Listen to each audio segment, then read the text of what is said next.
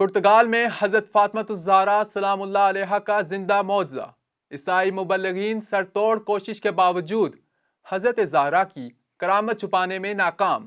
یہ بات سن کر سبھی حیران ہوں گے کہ ایسے دور میں جب شہر مدینہ میں نبی کریم کی پیاری بیٹی حضرت فاطمہ زہرا کی مسمار قبر پر چند افراد کو بھی جانے کی اجازت نہیں، عیسائیوں کے ملک پرتگال میں اسی بی بی سے منسوب قصبے فاطمہ میں سالانہ کم از کم 80 لاکھ سے 1 کروڑ افراد حاضری دیتے ہیں۔ مدینہ میں اگر کوئی زائر شرطے سے بچ کر مقام فاطمہ کو چھو بھی لے تو اسے لاٹھیوں اور جیل کا سامنا کرنا پڑتا ہے، جبکہ پرتگال کے شہر فاطمہ میں جانے والے زائر کو عیسائی حکومت بے انتہا سہولتیں فراہم کرتی ہے۔ بحر اوقیانوس کے کنارے اور اسپین کے جوار میں واقع یورپ کی جنوب مغربی ریاست پرتگال کے شہر فاطمہ کی تاریخ دلچسپ و حیرت انگیز ہے۔ اس شہر کو عیسائیت کے حوالے سے ایک مقدس مقام کی حیثیت حاصل ہے۔ یہاں دنیا کے گوشے گوشے سے عیسائی زیارات کے لیے حاضر ہوتے ہیں اور اپنی منتوں مرادوں کی باریابی کے لیے بعض کرسچن گھٹنوں کے بل بھی زیارت کرنے آتے ہیں۔ اس شہر کا نام فاطمہ کیوں پڑا؟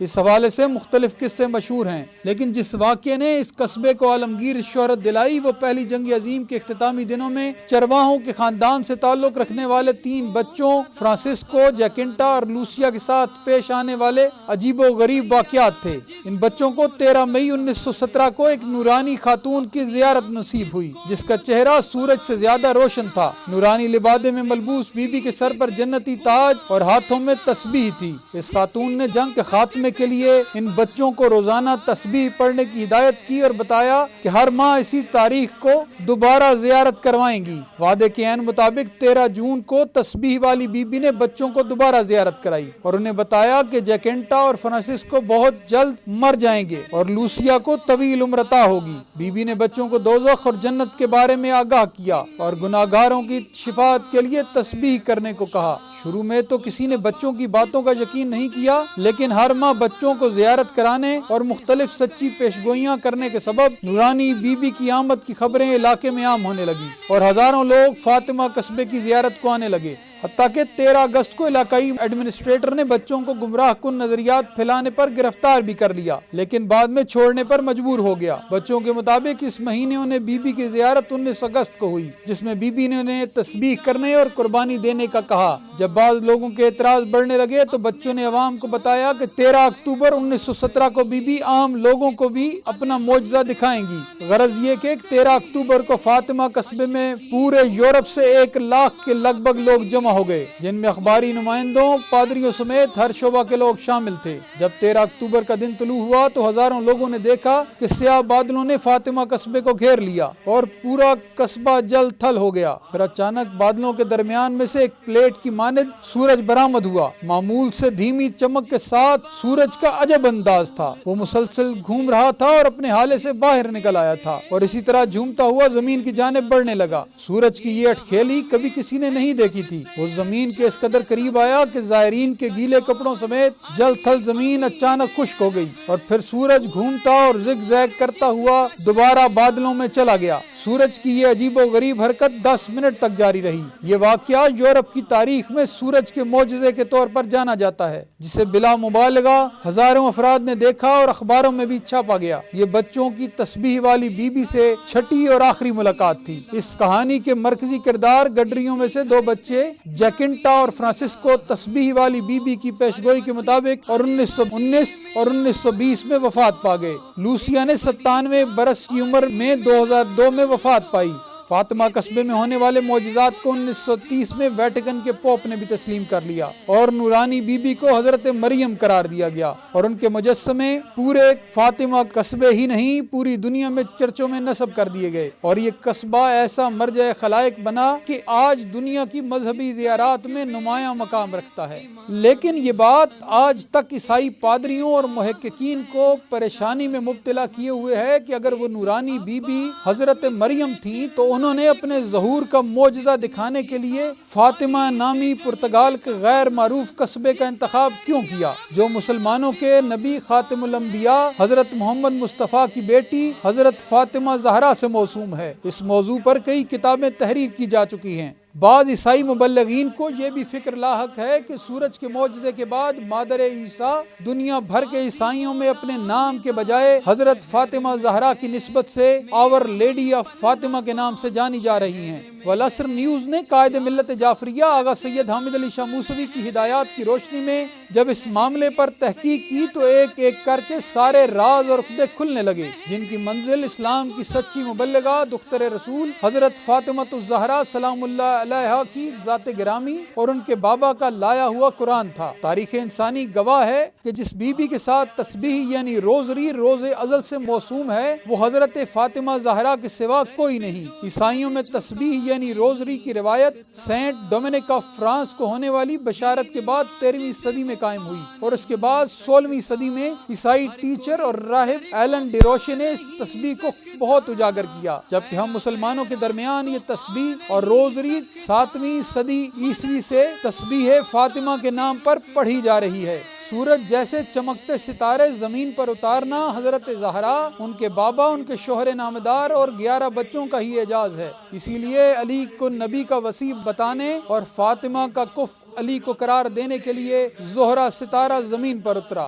زہرا نے جب آسمان کو چھوڑا تو حضرت فاطمہ زہرا نے بام مصطفی پر کھڑے ہو کر اللہ اکبر کا ورد فرمایا اور اس ستارے کے زمین پر پہنچنے تک آپ نے 34 دفعہ اللہ اکبر کا ورد کیا۔ یہ ستارہ در حیدر کرار کے سامنے آیا تو آپ کی زبان اقدس سے سبحان اللہ کا ورد جاری ہوا اور آپ کے 33 دفعہ ورد فرمانے تک یہ ستارہ علی المرتضیٰ کی چوکھٹ پر سجدہ ریز رہا، اور جب یہ ستارہ حکم الہی کی مہر ثبت کر کے واپس ہوا تو آپ نے شکر الہی ادا کیا، اور ستارہ کے واپس اپنے مقام پر پہنچنے تک آپ سیدہ زہرا نے 33 دفعہ الحمدللہ ارشاد فرمایا۔ اسی پرمسرت موقع کے صدقے عالم اسلام کو کثرت ذکر الہی کی مصداق تسبیح زہرا عنایت ہوئی۔ سنی روایات کے مطابق جب حضرت زہرا نے خادمہ کا تقاضا کیا تو رسول نے اپنی پیاری بیٹی کو تسبیح عطا فرمائی جو تسبیح فاطمہ کہلاتی ہے۔ اس تسبیح کے ساتھ استخارہ کے ذریعے انسان خدا سے براہ راست مربوط ہوتے ہیں، اسی لیے شاعروں نے بی بی حضرت زہرا کو مخاطب کر کے لکھا، تیری تسبیح کے دانوں کا سہارا لے کر مشورہ لوگ مشیت سے کیا کرتے ہیں۔ فرزند رسول حضرت امام باقر علیہ السلام ارشاد فرماتے ہیں کہ خدا کی حمد و ثنا کے لیے تسبیح فاطمہ سے بڑھ کر کوئی عبادت نہیں۔ امام صادق علیہ السلام نے اپنے ایک صحابی سے کہا، اے ابو ہارون، ہم جس طرح اپنے بچوں کو نماز کی تعلیم دیتے ہیں اسی طرح تسبیح فاطمہ بھی سکھاتے ہیں، اس لیے تم بھی اپنے لیے تسبیح کو لازم کر لو، کیونکہ اگر تسبیح کو ہمیشہ نہیں پڑھا جائے گا تو برے انجام کا خطرہ ہمیشہ لاحق رہے گا۔ امام نے فرمایا، جو بھی نماز واجب کے بعد دائیں پیر کو بائیں پیر سے اٹھانے سے قبل تسبیح حضرت زہرا کو بجا لائے خداوند تعالی اس کے گناہوں کو بخش دیتا ہے۔ جس روز عیسائی بچوں نے پہلی بار نورانی بی بی کو دیکھا وہ 13 مئی یعنی 22 رجب 1335 ہجری تھی۔ یہ دن صدیوں سے عید زہرا کے نام سے پہچانا جاتا ہے، اور جب چھٹی اور آخری بار نورانی بی بی نے معجزہ دکھایا وہ ماہ ذوالحجہ 1335 عید مباہلہ کا روز تھا۔ یہ وہی روز تھا جب نجران کے عیسائیوں نے اسلام لانے سے انکار کیا اور مباہلہ کرنا قبول کیا، تو نبی کریم نے قرآن کی سورہ آل عمران کی آیت 61 کے مطابق اپنے نفس کی جگہ علی ابن ابی طالب، بیٹوں کے مقام پر حسنین شریفین اور عورتوں کی جا پر اپنی پیاری بیٹی فاطمہ زہرا کو لے کر مباہلے کے میدان کی جانب بڑھے۔ جب عیسائیوں کے اسقف اعظم ابو حارثہ نے ان نورانی ہستیوں کو دیکھا تو پکار اٹھا، میں ایسے چہرے دیکھ رہا ہوں کہ اگر وہ خدا سے التجا کریں کہ پہاڑ کو اپنی جگہ سے اکھاڑ دے تو بے شک وہ اکھاڑ دیا جائے گا۔ اے عیسائیو، ان سے مباہلہ نہ کرنا ورنہ ہلاک ہو جاؤ گے، حتیٰ کہ ایک عیسائی بھی روئے زمین پر باقی نہ رہے گا۔ غور طلب بات اتنی ہے کہ رسول خدا علی المرتضیٰ اور حسنین کو تو عیسائیوں نے کئی بار مسجد نبوی میں دیکھ رکھا تھا۔ ان چار ہستیوں کے درمیان جو چھپا ہوا نور پہلی بار ان کے سامنے آ رہا تھا وہ حضرت فاطمہ زہرا کا تھا۔ نبی کی پیاری بیٹی حضرت فاطمہ کے نور کی جلالت نے عیسائیوں کے صاحبان نظر کو فوری فیصلہ کرنے پر مجبور کر دیا کہ اس بی بی کے بابا سے مباہلہ نہ کرنا ورنہ دنیا سے عیسائیت کا نام و نشان بھی مٹ جائے گا۔ عیسائی روایات کے مطابق آور لیڈی آف فاطمہ تسبیح کے ساتھ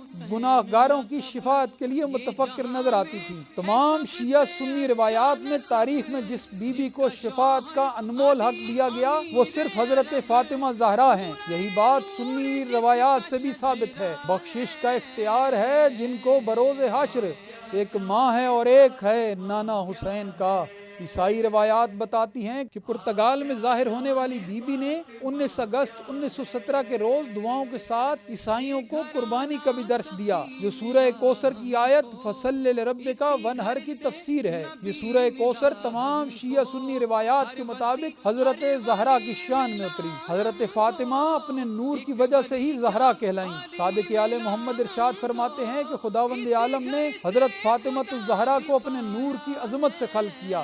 جب آپ کے نور کی ضیاء ارض و سما میں پھیلی تو ملائکہ کی آنکھیں خیرہ ہونے لگیں اور خدا کے حضور سر بسجود ہو کر کہنے لگے، اے پروردگار یہ نور کیسا ہے؟ ارشاد ربانی ہوا، یہ نور فاطمی میرے ہی نور کی عظمت سے پیدا ہوا ہے۔ عبداللہ ابن عباس روایت کرتے ہیں کہ پیغمبر اسلام نے فرمایا کہ جب اللہ رب العزت نے حضرت آدم و حوا کو پیدا کیا تو وہ دونوں جنت میں فخر کیا کرتے تھے۔ ایک روز انہوں نے جنت میں فخر کیا کہ حق تعالیٰ نے ہم سے بہتر کسی کو پیدا ہی نہیں کیا۔ اسی اثناء میں انہوں نے ایک مخدرہ کی صورت کو دیکھا کہ ان کے جمال سے نور چمک رہا ہے اور ان کے سر اقدس پر ایک تاج ہے، دونوں کانوں میں گوشوارے ہیں۔ تب انہوں نے بارگاہ احدیت میں عرض کی، پروردگارا یہ مخدرہ کون ہے؟ ارشاد ہوا کہ اے آدم و حوا، یہ بی بی حضرت فاطمہ ہیں جو محمد صلی اللہ علیہ وآلہ وسلم کی دختر نیک اختر ہیں، جو سردار اولاد آدم ہیں۔ پھر عرض کی کہ ان کے سر پر تاج کیسا ہے؟ ارشاد رب العزت ہوا کہ یہ ان کے شوہر علی ابن ابی طالب ہیں اور یہ گوشوارے ان کے فرزندان حسن و حسین ہیں۔ اے آدم، فاطمہ اور پنجتن پاک کا نور تمہیں خلق کرنے سے 4 لاکھ سال پہلے سے موجود ہے۔ غور طلب بات ہے کہ جب فرشتے اور آدم و حوا نور زہرا کو اللہ کی جانب سے دی گئی معرفت کے بغیر نہ پہچان سکے تو کم سن بچے کیسے ادراک کر سکتے تھے؟ ہدایت، شفا اور شفاعت کی متلاشی عیسائیت سمیت ساری دنیا کو یہ سمجھنا ہوگا کہ خدا و مصطفیٰ کے نور والی بی بی حضرت فاطمہ زہرا ہیں۔ تسبیح سکھانے اور بتانے والی بی بی بھی حضرت فاطمہ زہرا ہیں۔ نبی کے دین تیری کشت ویراں پہ مثل ابر رواں ہے زہرا، بطول و مریم میں کیسی نسبت، جناب مریم کہاں کے زہرا، تو انبیاء سے بھی بڑھ گئی ہیں کہ اس کا بیٹا تو اس کے لختے جگر کا بے لوث مقتدی ہے۔ اپنے مصحف میں آنے والے زمانوں کا حال بتانے والی حضرت زہرا ہیں۔ اپنے نور سے پہاڑوں کو حرکت دینے کی طاقت رکھنے والی بی بی حضرت فاطمہ زہرا ہیں۔ اگر عیسائیت کے دعووں کو مان بھی لیا جائے کہ فاطمہ قصبے میں جلوہ دکھانے والی بی بی مریم تھی، تو پھر بھی انہیں یہ ماننا پڑے گا کہ حضرت مریم کا ایک ایک قدم، ان کے پیغامات، ان کے ظہور کا مقام اور دن سبھی نبی آخر الزمان کی پیاری بیٹی خاتون جنت فاطمہ زہرا کی عظمت اور ان کا سکھلایا ہوا پیغام بتا رہے تھے۔ گویا مادر عیسیٰ فاطمہ زہرا کے ہی ترانے اور قصائد پڑھ رہی تھی۔ مسلمان ہو یا عیسائی یا دنیا کا کوئی بھی ذی روح انسان، انہیں شفاعت، ہدایت اور نجات کے لیے حضرت فاطمہ زہرا کے در پر سر جھکانا اور ان کے پیغام پر عمل کرنا ہوگا۔ مسلمان بھی موسوی فقیر کا یہ قول یاد کر لیں کہ جب تک وہ حضرت فاطمہ زہرا اور ان کی اولاد کے مٹائے گئے آثار بحال نہیں کرتے، مسائل کے گرداب اور ذلت کے پاتال سے کبھی نہیں نکل سکتے۔ پرتگال میں ظاہر ہونے والے معجزات بتلا رہے ہیں کہ جب عام ہوگا دہر میں عرفان فاطمہ، کلمہ پڑھے گی عظمت انسان بطول کا، اخلاق کے اصول پر ایسا عمل کیا، ہر قوم پر ہے آج بھی احسان بطول کا۔ آپ کیا جانے فاطمہ کیا ہے۔